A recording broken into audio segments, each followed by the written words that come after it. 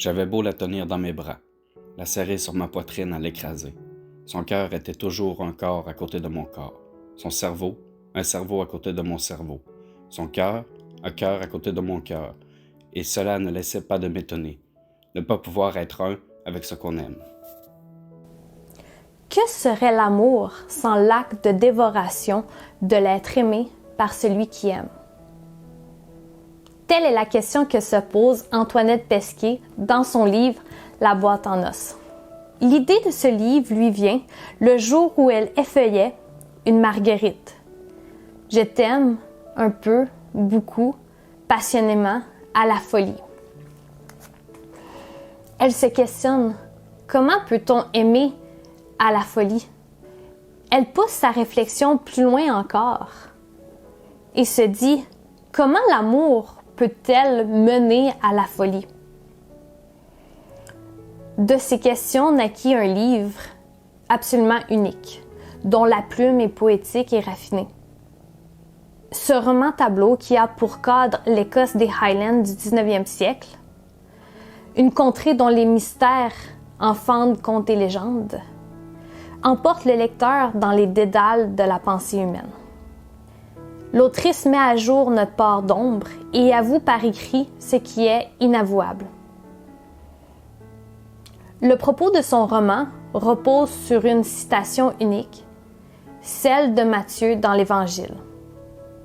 L'homme quittera son père et sa mère et s'attachera à sa femme, et les deux deviendront une seule chair.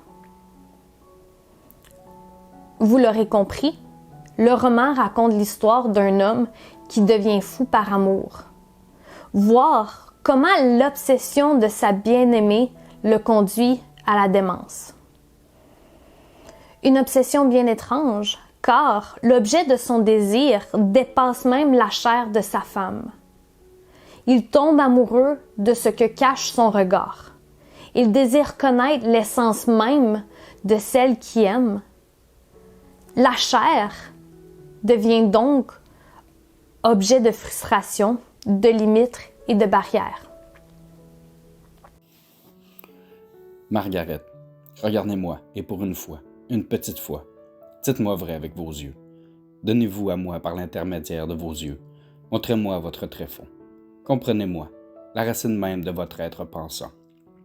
Ce qu'il y a de profondément vrai en vous et que ne savent dire les mots. Le crâne devient donc objet de mystère, et le titre prend tout son sens. La boîte en os contient l'essence de l'âme, le cerveau. Une fois celui-ci à jour, cet homme espère pouvoir connaître les secrets de sa femme. Pesquet écrit ici l'excès. L'homme, tourmenté par l'objet de son amour, n'est jamais comblé, ne va jamais assez loin dans ses actes et ne se sent jamais assez proche de sa femme.